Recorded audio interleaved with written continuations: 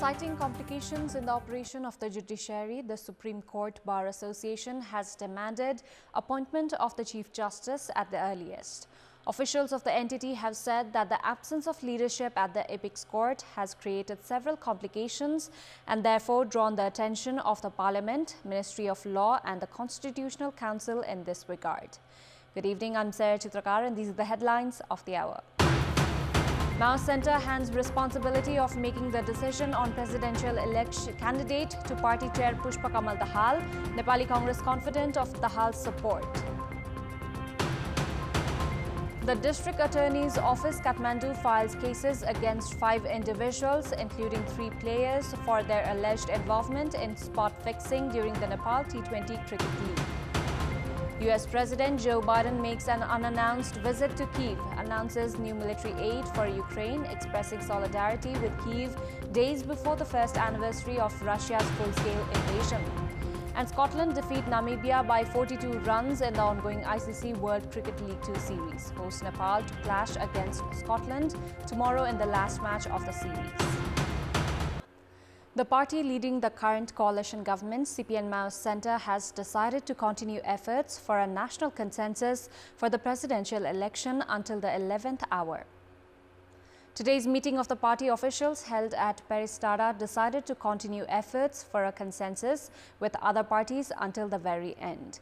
The meeting has also assigned the responsibility of making a decision on supporting the candidate of any party to party chairperson and Prime Minister Pushpa Kamal Dahal if a national consensus is not reached.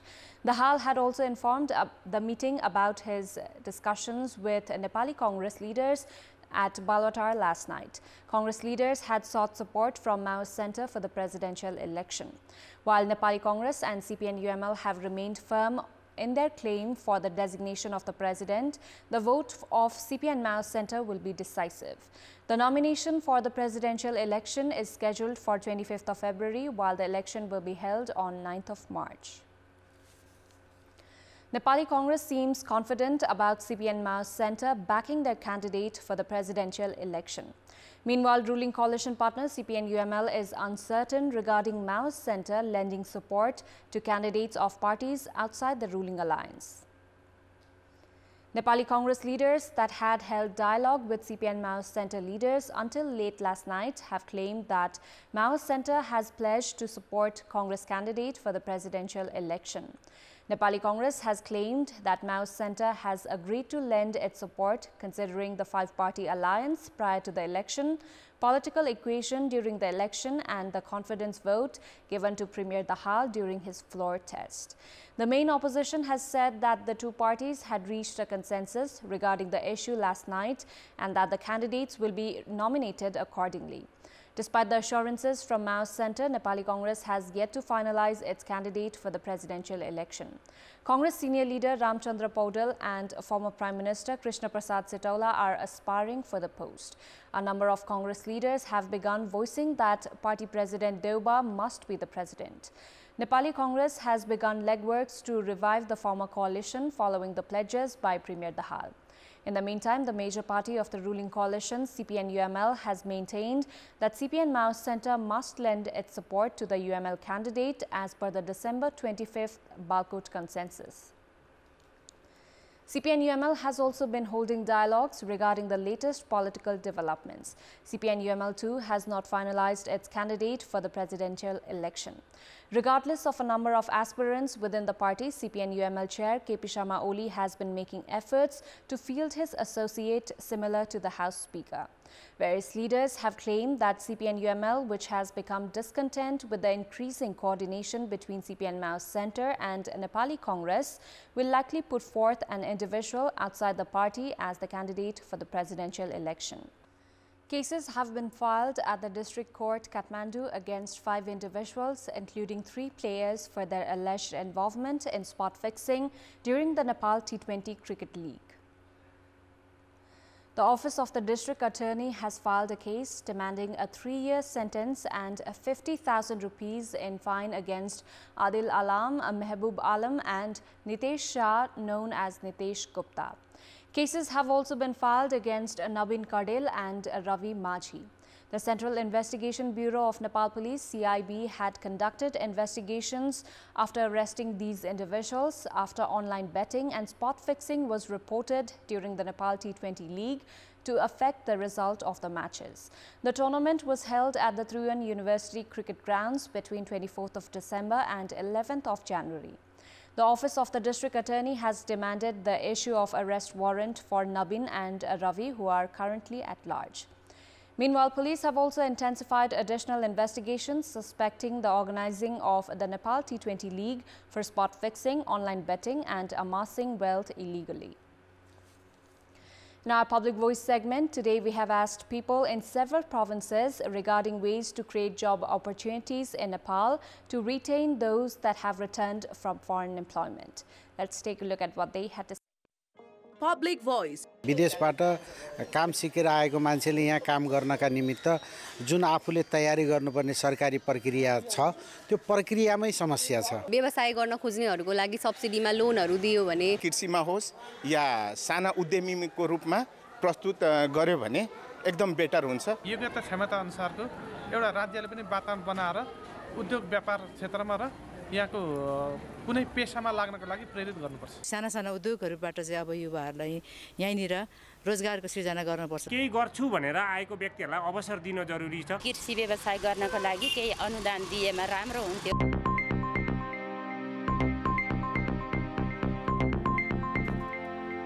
Time now for our segment, Public Pulse, where you text us with your opinion. Public Pulse. Before that, let's take a look at the result from yesterday's poll. Yesterday, we had asked, why has the program Education for All not been effective? 65% voted for A, government apathy, 10% for B, economic constraints, and 25% for C, lack of awareness.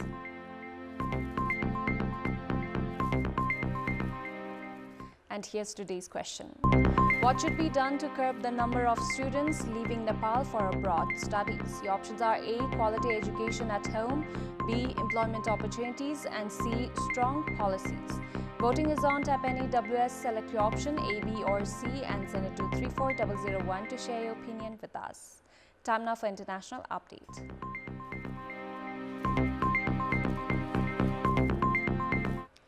US President Joe Biden announced a new military aid for Ukraine during an unannounced visit to the Ukrainian capital on Monday, showing solidarity with Kyiv days before the first anniversary of Russia's full-scale invasion of Ukraine. Air raid sirens blared across the Ukrainian capital as Biden visited Kyiv for talks with President Volodymyr Zelensky, but there were no reports of Russian missile or airstrikes. Biden said Washington would stand with Ukraine as long as it takes. The United States has been by far the largest supplier of military assistance to help Ukraine repel better-equipped Russian invaders. Biden said Washington would provide Kyiv with a new military aid package worth $500 million that would be announced tomorrow. He said it would include more ammunition for high-mobility artillery rocket systems. In a speech, Biden commended Ukraine's courage during the war and noted that he had visited Kyiv 6 times when he had earlier served as vice president. Ukraine is preparing for what it expects to be a major new Russian offensive that some military analysts say is already underway. Biden's trip fell on the day that Ukraine marks the deaths of more than 100 people, now known as the Heavenly 100, at anti-government protests that eventually toppled a Moscow-backed president in 2014. Thank you very much for coming. Time now for sports update. Sports news. Scotland have secured their second win in the ongoing Nepal leg of the ICC World Cricket League 2 series as they brushed aside Namibia by 42 runs. This also concludes the series for Namibia without a win. In the match played at the Trivandrum University International Cricket Ground in Kantipur, Scotland were put to bat where they were bowled out for 221 runs in 48.4 overs. Christopher McBride top scored for Scotland with 47 runs, while Thomas McIntosh added 34 and skipper Richie Berrington made 32. Ruben Trumpelman picked 5 wickets for Namibia in 9.4 overs, giving away only 30 runs. In reply, Namibia were bowled out for 178 runs in 38.4 overs as they fell short by 43 runs. Opener Loandre Lorenz top-scored for Namibia with 52 runs, while skipper Gerard Erasmus made 43 and Zane Green contributed 25 runs. Mark Watt was the pick of the Scottish bowlers with 4 wickets. Scotland have already won the tournament and it was their 24th win, with which they are atop the standings with 50 points. With this, Namibia have lost all 4 matches of the Nepal leg of the tournament and have 37 points from 34 matches. Meanwhile, hosts Nepal are clashing against Scotland tomorrow in the ongoing ICC World Cricket League 2 series. The match, which is scheduled to start at 9 tomorrow morning at the TU International Cricket Ground in Kantipur, will be the last match of the ongoing series. Team Nepal is in high spirits after remaining undefeated in the series so far and is aiming to stay undefeated by taking care of Scotland tomorrow in the last match of the series. If Nepal secure a 4th win in the series tomorrow, they will have a strong chance of remaining in the top 5 position of the points table. Nepal defeated Namibia twice and Scotland once by chasing down targets of more than 270 runs on each occasion. Skipper of Team Nepal, Rohit Paudel, says the team will try to give continuity to the recent winning ways by securing a win tomorrow. Scotland, who have already become champions of ICC World Cricket League 2, are targeting to win the last match of the series tomorrow and lift the trophy. However, Scotland skipper Rishi Barrington says that it will be a tough match tomorrow as Nepal has a good support of the home crowd. Obviously, we're expecting another tough game tomorrow. Nepal will be very confident after the 3 wins, after chasing down 3 good scores as well. But as I say, for us, we've had 3 games out there now, so it's just about us executing for longer, whether it's with bat and ball. Team Nepal needs to improve in the bowling department tomorrow if it wants to stay undefeated in the series. Poor performance from fast bowlers as well as death bowlers leaking a lot of runs have been detrimental for Team Nepal. Nepal are currently in the 6th spot of the points table with 24 points from 27 matches. Nepal will be able to give continuity to their ODI status if they can secure 6 wins from the remaining 9 League 2 matches. Up next is the weather update.